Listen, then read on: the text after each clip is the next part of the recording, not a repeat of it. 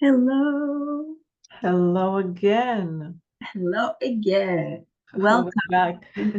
Welcome back. Welcome to our 20th episode. I believe so. 20th. Amazing. Amazing. I feel like in only 20 episodes we've talked about so many interesting and relevant topics. And that is going to take even more importance as we continue our journey into this year and the future years to come. So I just want to say how of a blessing it is to have this parkour with you, Miruna, and to have taken a step forward and taken an action so we can speak up in the name of everyone. And we'll get to a point that people will see it's not about us. It's always been about all of us. And we're just a voice among so many other people. And if it wasn't us, it would have been another one. Simply. That's how connected we are. So thank you. Thank you. I cherish Thank very you. preciously this moment with you. Thank you so much. I share the gratitude.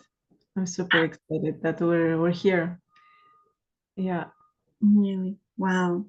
It's yeah. Anyway, we're really experiencing intense shifts, so that's why we are experiencing even more gratitude more than ever. Who knows what the future will reserve us? Now, let's dive quickly into the topic of the day. Upon discussing it, we have chosen to speak more about the negative thoughts, the narrative that we end up having over and again on a broken record, and how to actually shift that into a higher perspective in one consciousness mindset per se. And Yeah. this is my playfield guide, the mindset, the thoughts. So I'm really excited to do this episode, definitely. So I will let Miruna introduce that first. Very exciting indeed. And the theme that's so present these days, right? We both are hearing and feeling a lot of intensity in the air, and we're very aware that thoughts are very, very connected to the energy, right? The shifts and everything that's being released from our collective bondage, should I say. So as we're releasing, as we're liberating ourselves, we're like right before liberation comes, I don't know if you noticed, there's an intensity of the actual negative, like right before a huge breakthrough, right before the sun is like a huge Mm. storm of, you know, with thunder and much rain. So many people are going through that right now, and it's tough.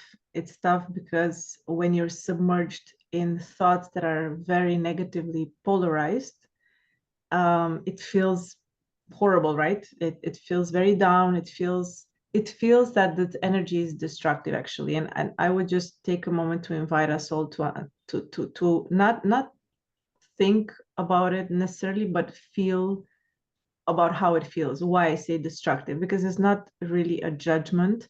It's more of a, I call it because I live it. I've lived it. I know how it feels.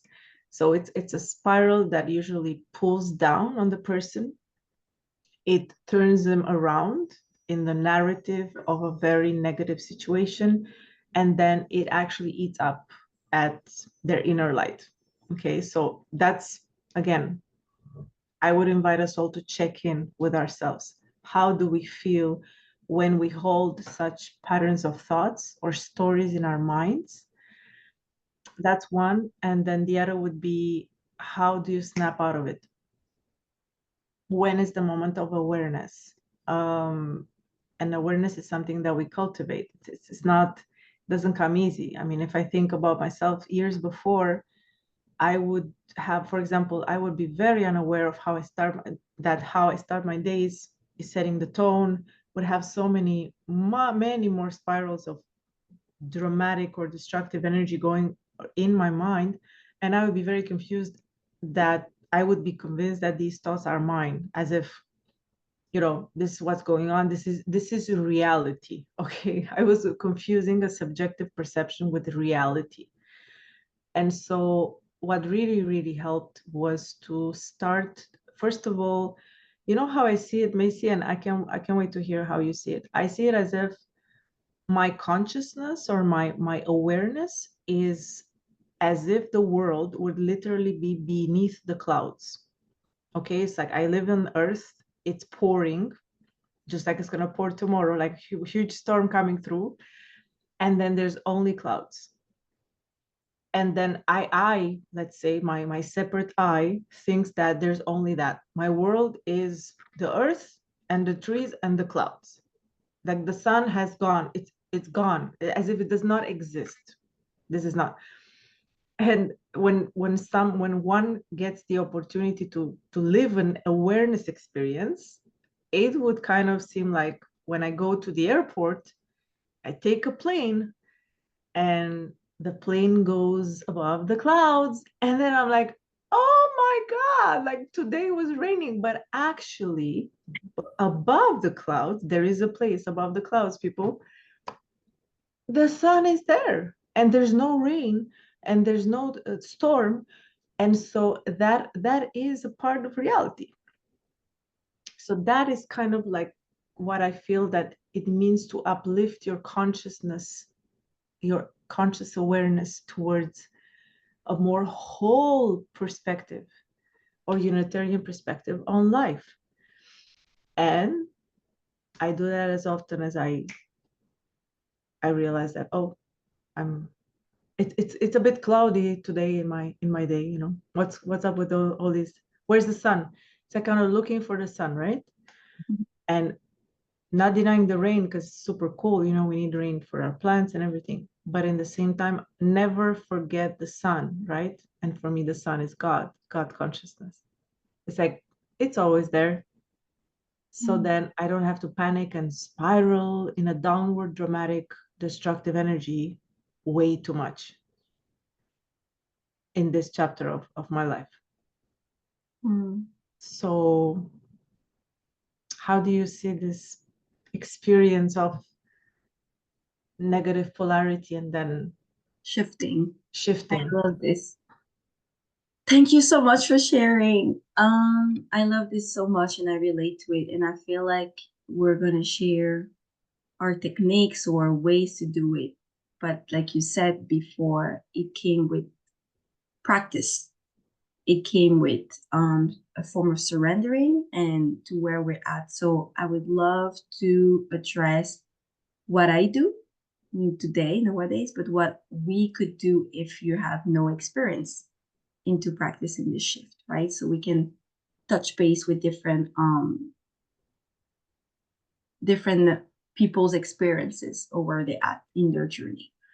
I like what you mentioned about the storm, the intensity of something before the calm, the up before the end of it, you know, before you finally feel a release.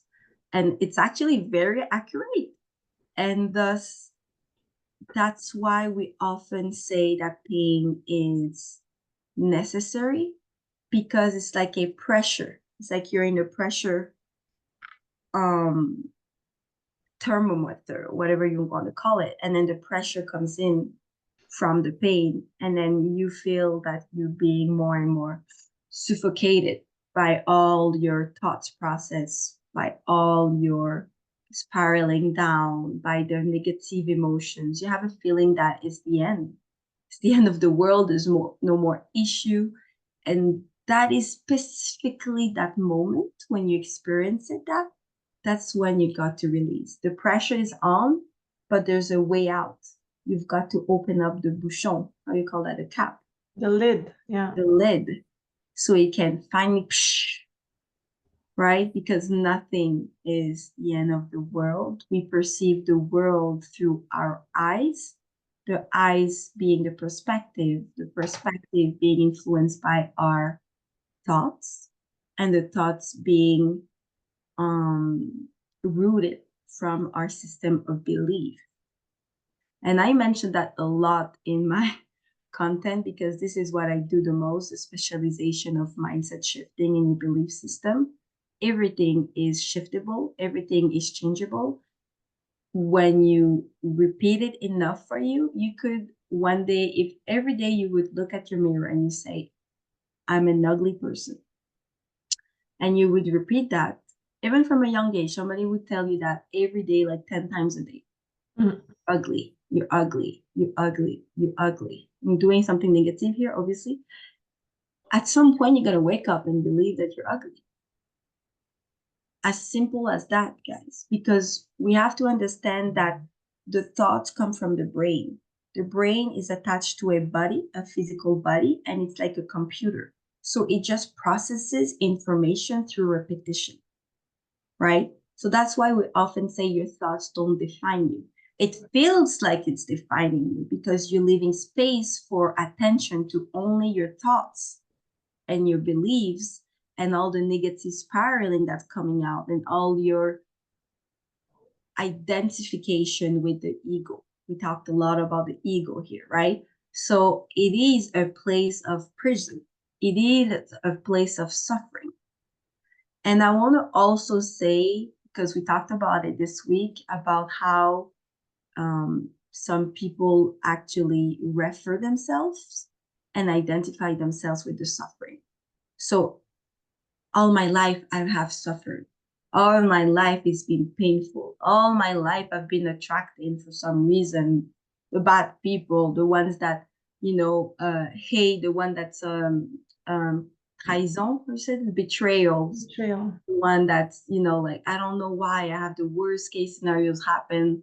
Oh, it's such a bad luck. Like I hear that sometimes from people. Like they say it in a funny way, but actually it's anchored. This belief is anchored, thus you have those thoughts, thus you attract it in a way or another. Yeah. Right? Not saying that you want it. I know you definitely don't want that, but a part of you is used to it and comfortable with this. Yeah.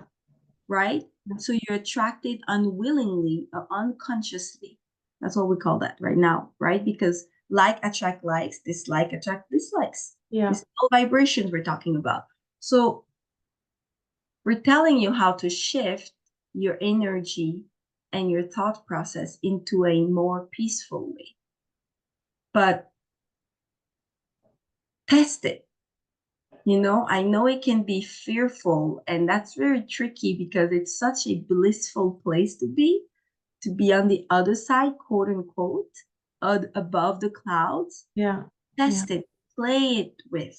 When you are in this pressure cooker, when at the end of the top of your thermometer, and you feel like nothing is going right and it's the end of the world, what I have been doing is, well, because meditation for me has been a great shift and a great practice for realign and regulate your nervous system. So you put things in perspective. So to answer your question, Miruna, the way I see it is that I look at the big picture, like you say. So there's a place where you just let go. Like I said, it comes with the practice because I don't identify anymore to the ego identity as much as before, right? So I'm able to really let go of that because I am experiencing the pain. I welcome it. Okay, now I'm in a painful state. It's suffering. It's not fun. I don't want to stay in the state, right? I don't want to stay in this state. So I make a choice. Now is the moment to let go. So through meditation, I let go and I expand, like you said, the point of view of everything around. So instead of looking in the funnel and see all the problems as yours, you expand and understand that everything is meant to be as it is and you're exactly where you are. And me, I see like a zoom out. So I see myself becoming small into this world. And I'm this little person, let's say, praying on my mat. Zooming out, I see the house where I'm at. Zooming out, I see the city. Zooming out, I see then a whole village, a whole city. Zooming out, I see, the planet, or, before that, the weather, the clouds. And sometimes when I pray for whole humanity, I see sometimes myself hugging. The planet. So anyway, Love that. so that helps me to just put a playful turn to it. It all comes down to identifying with what you're experiencing. So we said it again, the thoughts don't define you. And some people that has been consulting a psychologist give them this exercise where you let that pass through. So it's like a train. So the train of thoughts, negative thoughts come in. Don't hold on to it. It's mine. Let me just cultivate it again and again and again, and then you're spiraling down, right? Okay, I heard that. I'm thinking of that. It doesn't belong to me. I let it go. Yeah. When your negative emotions come in, it's just a passage. That's what one of my friends told me that she's practicing. She remembers that it's a passage. It's just coming through and leaving. It's not staying. It's not belonging to you. It's not defining you, right? So understanding that it doesn't belong to you can actually greatly help with your self-awareness. So yeah, I'm going to stop here because I feel like I can go on, but please tell me more about I absolutely love it. It's just so beautiful. You see that we both have this different metaphors, but the same energetical movement, right? It's moving from a small, limited, densified, negative point that thinks this is the reality, and just letting it completely expand and going and actually discovering other energy and much higher vibration than this vibration. And what you're saying about letting it pass, sometimes, especially at the beginning, and again, a couple of years ago, I remember I used to hold on much more, right? I would definitely not let it pass. I'm like, oh, you didn't pass, and no, like, come here, let me let me analyze you and make some judgments. And so for me, it was not easy to let things pass, by the way. In my personality, yeah, I would not, like, letting things go was not one of the characteristics that I would, you know, yeah, I would take things way too personally, I remember, in the past. And so we even say it in language. I'm taking this personally. This is my point of view, right? It's always verbs or words that describe a small, right? Either I take it's my hand, or a point of view. So like, imagine how small it is. It's just like one point, right? Like, there's so many others. And so I've learned to, because once you don't let it pass, it's in you. Okay, so now you're stuck. So you're like, I would be like, oh, I should have let it pass, then I was not, then I have. So once it's in you, what really, really helped was to practice the not react. Okay, the not be reactive. So understand how to manage, literally manage my energy, thoughts, emotions, and as to not react, so that I don't, it's kind of like, I see it as an electric wire, like it hit the wire, or we say it, push the button, like literally how to, even if a button is pushed, to neutralize it, to learn how to neutralize. Because again, if the solution is beautiful, to of course let it pass, that's one. But since it didn't, and you got it right, and you're playing with it, and you're bathing in the negativity, now you need a release. A beautiful release is to cry. Absolutely, very efficient to cry. I'm not saying to cry and write down a super dramatic story to enhance it. Again, it's there's a difference with expression. Okay, so expression, like as you said, if we open the lid to express, to just like get it out with emotion and energy, that's gonna work. But if I actually cry and add more words to the negative story, then I'm not releasing, I'm enhancing and expanding my own suffering. So I think that's a very big point for people to understand. the intention of the expression is crucial. Why are you expressing that? So crying, when I just allowed the body to cry or stretch out or breathe or pray, just feel the negative emotion without adding a story, that's when really I got much, much better at, oh, there was a negative charge, is released, it's gone. It's gone. So I personally, I really, really needed to understand how my personal expression of the story and of the pain and of the victim mentality was literally making me suffer a way too much, too long amount of time, and so much energy wasted.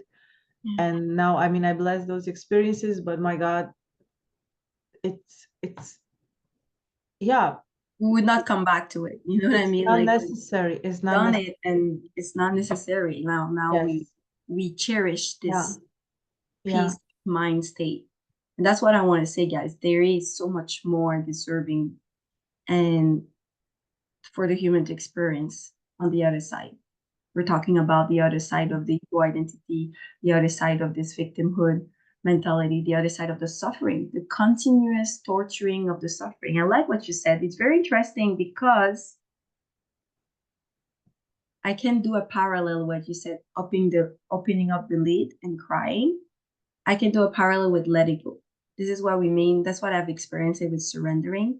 When you are in this pressure cooker and you're really at the end of it, and there's no more you can do. You are panicking, or you feel hopeless, helpless, you don't know where to reach out anymore. You feel like there's no more solution. This is exactly this point, guys, where you've got to open the lid and let your emotions be expressed, like you said. So that was for me my part of letting go, meaning letting go with yourself, letting go with your emotions, expressing them without control per se, because you would be by yourself, for example. And then there's a threshold where you know, okay, now I've cried all, whatever I needed to cry.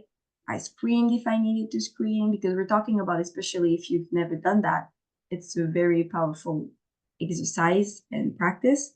So you scream whatever you scream, you journal whatever you had to journal. You're just, like you say, letting go of whatever you have to express.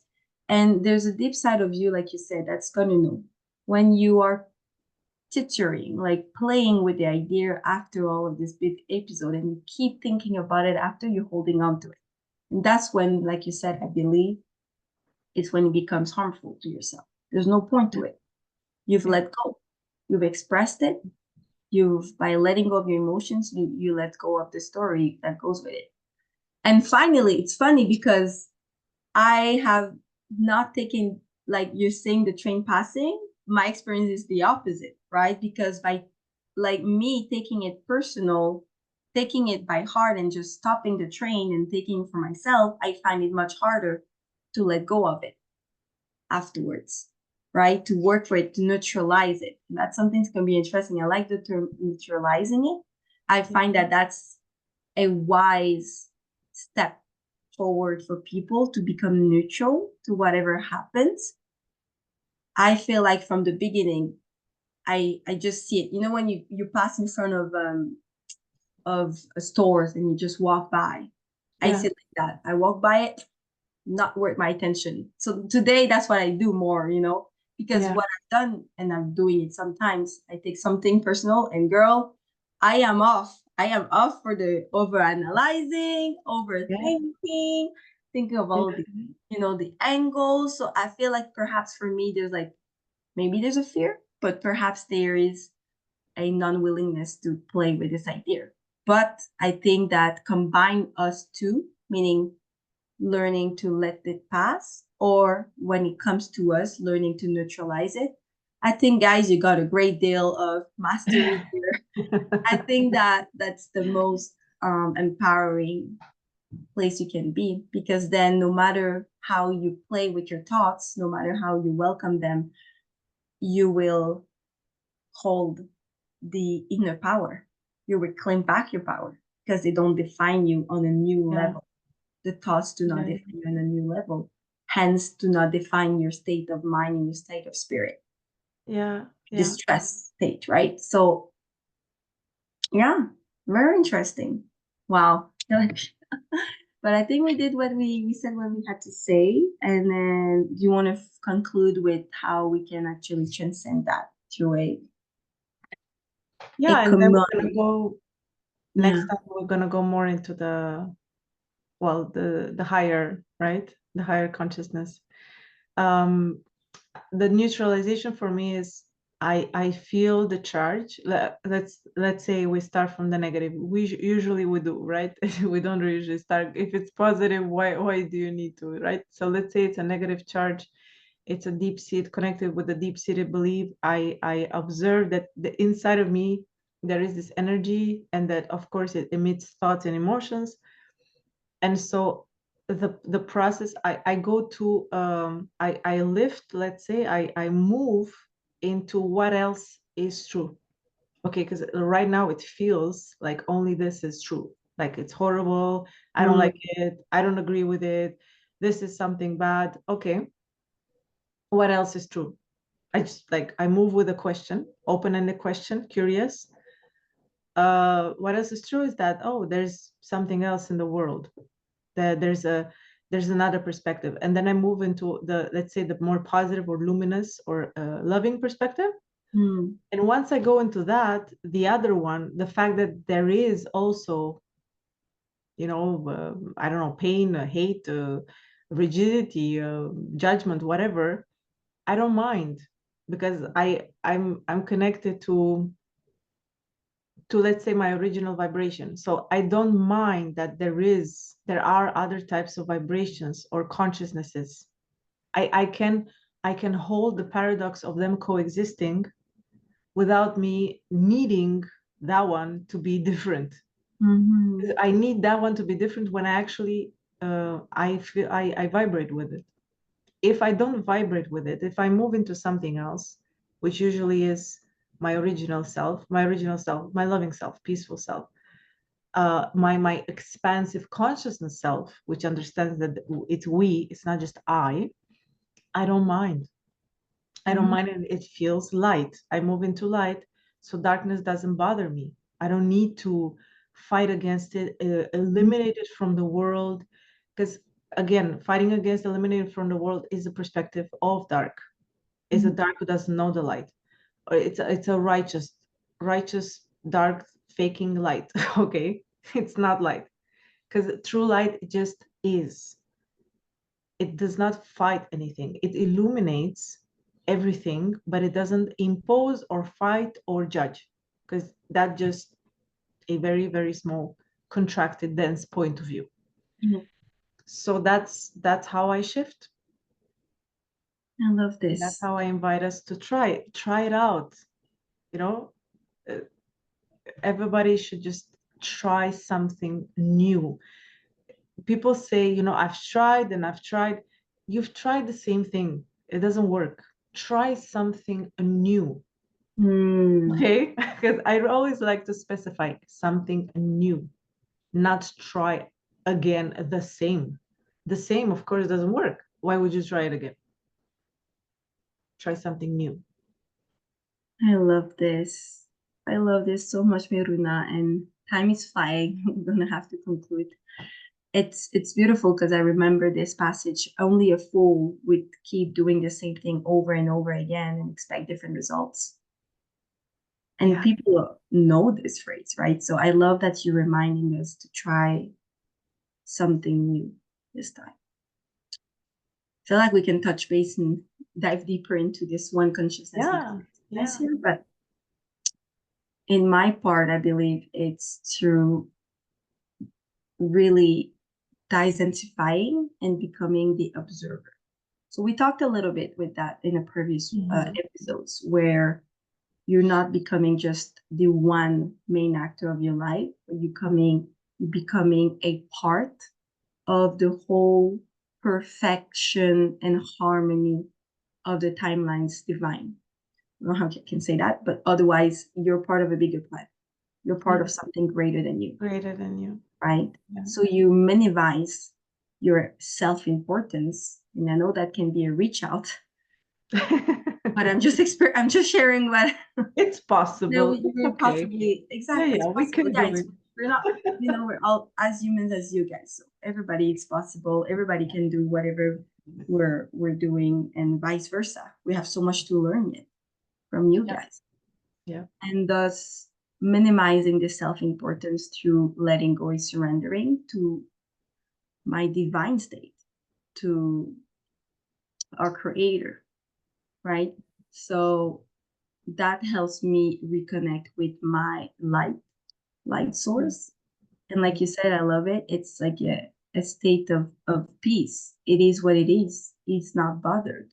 So to embrace the state is what helps you connect with the one consciousness, because you understand that darkness, negative thoughts will be and will be present, but it's unbothering you, right? So what also helps me is this famous phrase I repeat often to my clients: it's either a gift or an opportunity.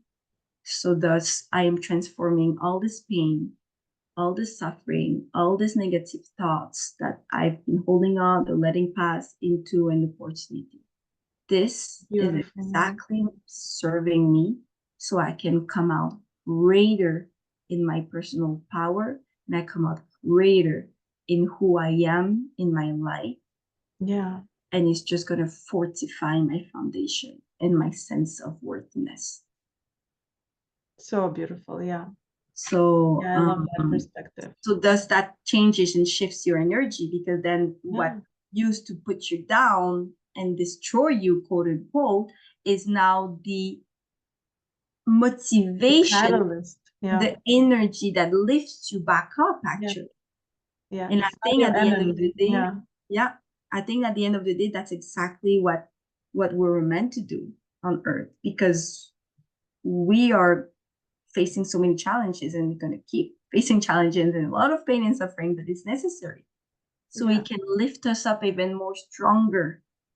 So it's a shift of Totally. perspective, basically. But It yeah. is. I love it so much. Yeah. Very inspiring. Absolutely love that conversation. I hope everybody can resonate and will try at least one avenue. They kind of all get to the same place, all rivers Of course. find their way to the sea.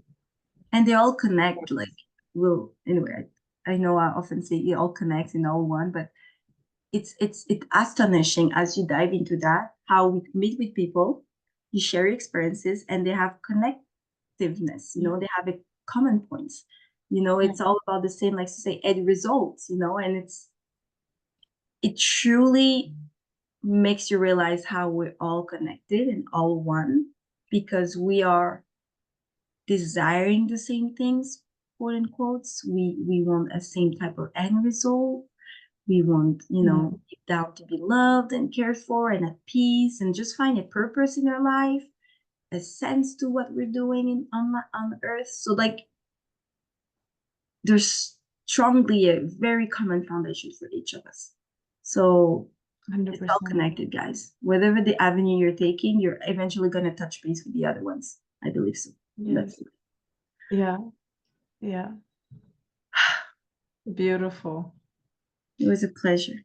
Yes, as always. Great joy. All right, guys. See you Yeah. on the other side. See you on the other side. You got this. Everything is within you. And we love you very much. And we send you a lot of prayers and positive thoughts. Much gratitude for this time together. Blessings to everyone. Thank you, dearest Macy. Thank you.